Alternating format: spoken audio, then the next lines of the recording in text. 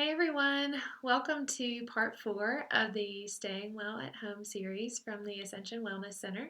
My name is Jamie Alvey and I am a licensed independent clinical social worker. I've worked in a few different inpatient and outpatient mental health settings, but most of my work now is focused on individual counseling through private practice. When we think about wellness and the wellness of an individual, I think it's really important to look at the whole person. I obviously think that emotional well being is an important part of the equation, but it's not the only part. I've really enjoyed this Staying Well at Home series so far because we are looking at the whole person, mind, body, and spirit. First, we had Jane talking about spiritual practices and creating sacred spaces. Then Jeannie teaching us about mindfulness practices and stress reduction. Last week we had Lori talking about mindful eating. So I hope you'll watch those videos if you haven't already. Lori is also doing a 4-part yoga series for both adults and children, so try those out too if you're able. All right, so this is a really unsettling time. It's very challenging. COVID-19 seems to have turned our lives upside down, and the experience and intensity of it are different for everyone. A lot of people already had hard stuff going on before this even hit. But now we've got this. We've got many people who've lost their income, their jobs. We've got some people who are frontline workers. We've got some people who are sick or have a family member who are sick. Some are full-time caregivers, homeschooling and or working from home, while others are home alone. We're all going through this pandemic together at the same time, but we're not all being affected by it in the same way. So again, it's going to look different for each person. In terms of the feelings and emotions that are happening right now, in case you haven't noticed, there are a lot. I guess just to name a few, the ones I'm most frequently hearing about: fear and anxiety, uncertainty, frustration, anger, loneliness, grief. Not only grief for what we have lost, but also this anticipatory grief about the things that might still be coming. Also, as you probably noticed, the things that many of us have traditionally relied on to bring us joy and connection and support us through the stress of everyday life, those things aren't really available right now, at least in the way that we're used to. We can't go out with friends, can't go to church, the movies, can't go to the gym, sporting events, school, birthday parties, concerts, the zoo, can't travel, can't just pop in and visit a friend or a family member. So we're having this collectively stressful experience without most of our usual outlets for connection and fun, and that's hard. Also, while we're dealing with a big increase in stress right now, I'm also hearing a lot of people who are noticing this silver lining to their worlds being turned upside down. There are a lot of mixed emotions. Many are noticing a positive shift in their perspective and their priorities, and are finding joy in some surprisingly simple things at home that maybe they haven't previously had the time for. Um, an example like spending more time outside, teaching a child how to cook, making an overdue phone call to a friend or family member to catch up. Again, this will look different for everyone, but I'm curious to know what that silver lining might look like for some of you. And when we're talking about emotional well-being, some people think this means feeling good or happy all the time. This is not really true, and this is not what we're aiming for here. I'm so glad that Jeannie and Lori both talked about mindfulness, because I think that's one of the most important parts of emotional wellness, to be able to notice your thoughts and feelings and be present with them in that moment without judgment. The key phrase here being being present without judgment, which is much easier said than done. It takes practice. But building awareness of your own thought patterns and feelings, and not labeling them or labeling yourself as right or wrong or good or bad. That's a huge part of emotional well-being. So ideally, we don't want to stuff our feelings. We don't want to deny them. We don't want to project them onto others. Y'all, that's just no fun, okay? It's also helpful to think about emotional resiliency and our ability to get through hard things. In my work, I have seen time and time again that people can go through really, really hard stuff and still manage to find joy and thrive on the other side of it. We didn't come into this situation prepared, or at least I didn't feel really prepared for it myself. But as time goes by, we can build emotional resiliency. And when this ends, which it will, we don't know when or how it will end, but when it does, I imagine that life will look different in a lot of ways. You may even get some clarity about things in your previous normal life, whatever that looks like, that weren't quite serving you well. So, for example, I have noticed that I feel much, much better when I'm not rushing through the tasks of everyday life. That was the opposite of mindfulness. I've noticed that I haven't had to tell my children, like, hurry up, put on your shoes, get in the car, hurry, we're late. I haven't had to do that in over 5 weeks, and that's a good thing. So I can see that some things were not serving me or my family well. All right, so I'd like to share a few tips, some things that might be helpful. As I share these, I'm reminding you to practice this idea of not judging or shaming yourself. Don't do it, or try not to do it. I just want you to take and use what might work for you, even if it's just one thing, okay? So first, let's talk about caring for the body, meeting your basic needs, adequate sleep, hydration, nutrition. Get outside or open a window for some fresh air or sunlight if you're able. Try to incorporate some kind of movement. Also, some of y'all aren't going to like this one very much, but try to go easy on the caffeine and the alcohol. I hesitate to even add this one in here because, like, I worried I might lose my audience, but hang in there with me. And remember, I'm asking you not to judge yourself right now, okay? But do be mindful of alcohol and caffeine consumption. Also, breathing. Try to stop throughout the day and bring attention to your breathing. We don't want shallow breathing, like just up here on the top of your chest. We want deep, slow breaths. So a few times a day, you don't have to do this all day, but maybe a few times a day, try to check in with your breathing, especially if you're feeling overwhelmed and stressed, okay? It can be really helpful. Jeannie and Lori pointed out, mindfulness and meditation are great things to try right now. There are also some great mindfulness apps out there, so maybe give those a try if you're interested. Also, I want to talk about this idea of social distancing and how that does not have to mean social isolation.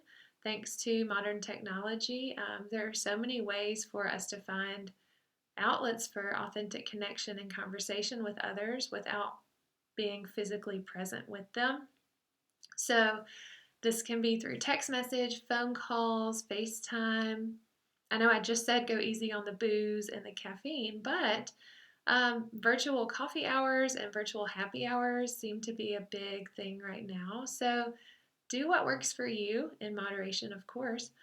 And if you have a friend or family member, neighbor, or coworker who is home alone, try to be intentional about reaching out and checking in with them too. Also, when it comes to media exposure, we want to try to limit this, all right? I know you've heard this before, but try to limit social media and news media. Just like what you're taking into your body when you eat is important, it's also important to be careful about what you're feeding your mind and what you're taking in. Sure, it is really important to stay informed right now. There's no doubt about that.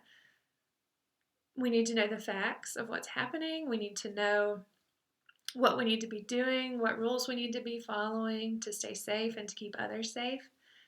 So find a way to do that, but be clear about your sources and be clear about your time and don't fully immerse yourself in it. Be careful about having the news on as like background noise. I think in any situation that's not a great idea, but especially right now, when you're finished watching the news, turn it off. Especially if you have children in the home, because they are always listening and they pick up on a lot more than we might think. Also, try to limit watching shows that have violence in them right now.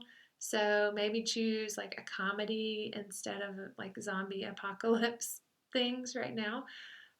Again, we're not trying to overload our brain with any more stress, whether that stress is real or imagined.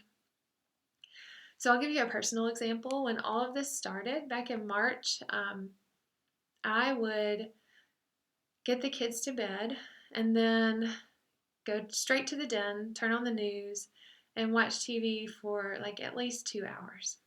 I wanted to know what was going on. I wanted to understand what to expect. Um, Watching the news for that long at the end of an exhausting day, it left me feeling pretty stressed and worried, conveniently, right at the time that I needed to be going to bed. So then I would get in bed, and not surprisingly, like going to sleep didn't work out so well. It wasn't very easy to fall asleep after watching all that. I finally realized after a slight intervention from my husband that this was not the best plan for me. So just pay attention and figure out what works for you there. And again, it's going to be different for everyone. Next, I want to talk about comparison. The comparison game is big in normal life and right now. I want you to remember that the way you get through this pandemic might look totally different than the way other people get through this, okay? So don't compare yourself. We all have different personalities and different DNA, different life experiences, different coping skills, different strengths, different things that we're good at. And just try to keep that in perspective, okay? We're not all the same human. We don't all share the same existence. So don't compare yourself there, okay? All right? Yes.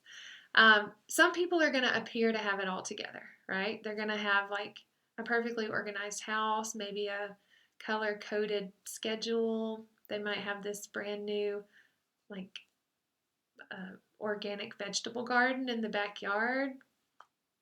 Yeah. If you are that person, that is great. Like, that's really awesome. But just know, like, you might not be that person. And if you're not that person, it is okay. All right?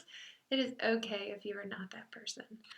The comparison game just goes down this road of negative self talk, and we just don't need to be doing that to ourselves right now. Don't try to make this situation harder than it already is by putting like unrealistic pressures on yourself. Just do the best you can. Focus on your strengths. Focus on what you're doing well. There's no award or prize for being the best at this quarantine life. So, again, just do the best you can, okay? Also, when we're talking about not making things harder on yourself, some of my colleagues might disagree with me on this one, but I want to talk about this idea of a schedule or a routine. I've been hearing this a lot.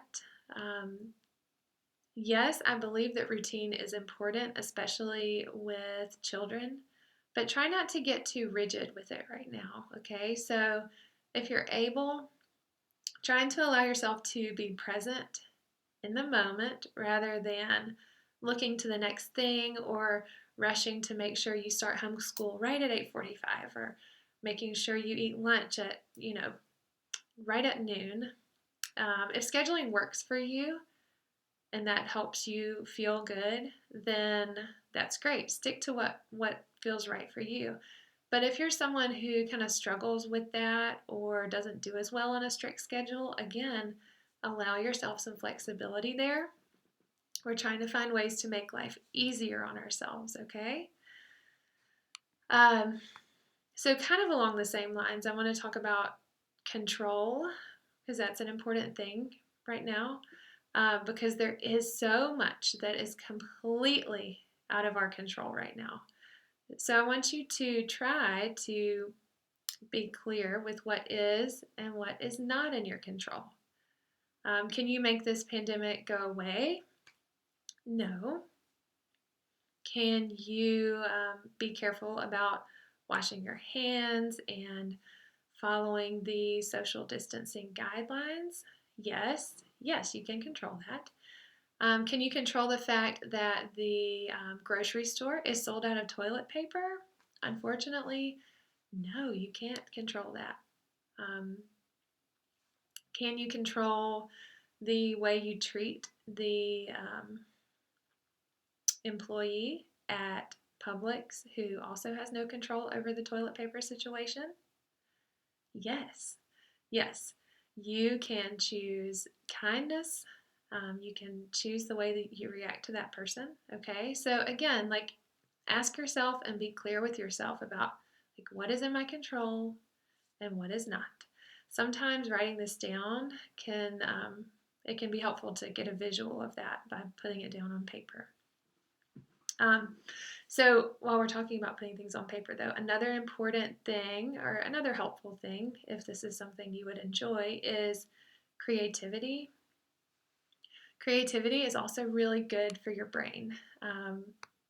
Not only, painting, drawing, writing, but also working in your garden or cooking, arranging flowers, dancing, playing an instrument, decorating your home, anything that kind of gets you in that creative flow. That's a really good thing for your brain right now. Another thing that is very good for you is gratitude. There's a lot of research on this and the benefits of gratitude on your mental health. So even if you're not having the best day, which is probably going to happen fairly often in the near future, even if you're not having your best day, try to find small joys, things to be grateful for that day. Just everyday, regular things that have happened. You can't do this too much. Some people will make a list at the end of the day before they go to bed. They might write it in a journal. This is a great thing to practice together as a family. Because it's helpful to think about gratitude and think about what you're grateful for, but it's also really helpful to express that out loud and share it with somebody else. Some families might add this to their dinner blessing or their nighttime prayers. And again, it doesn't have to be a huge thing. It might be, you're grateful that the sun came out today or that it was warm outside, or you're grateful for the fresh strawberries you ate for lunch, or, today I'm grateful for modern technology that has allowed me to work and connect with people. So yeah, there are lots of ways, even again, when it's not the best day. There are lots of things you can look for to be grateful for, and that's really, really good for your brain. So give it a shot.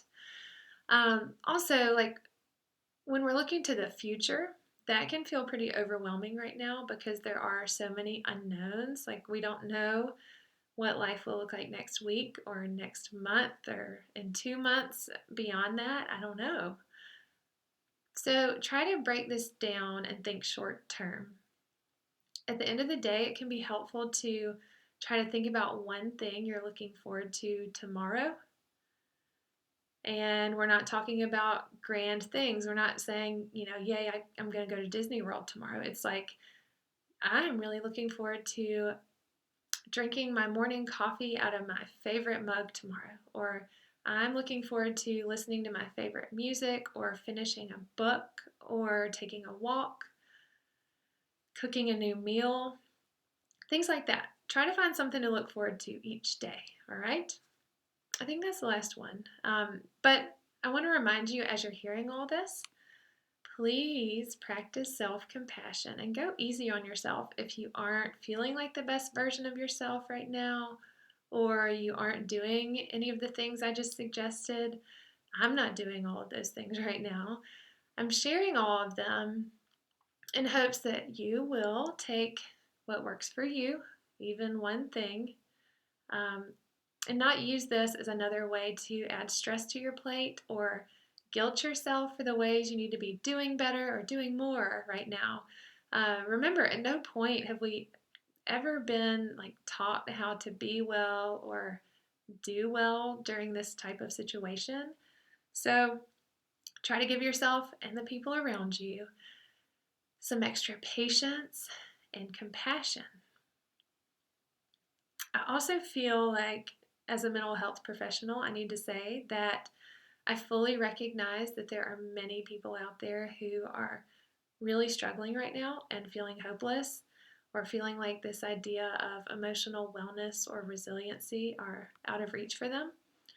For people who are being hit really hard by this, or those who already had depression, anxiety, or stressful life events or trauma, this is the time to get some extra support sooner rather than later.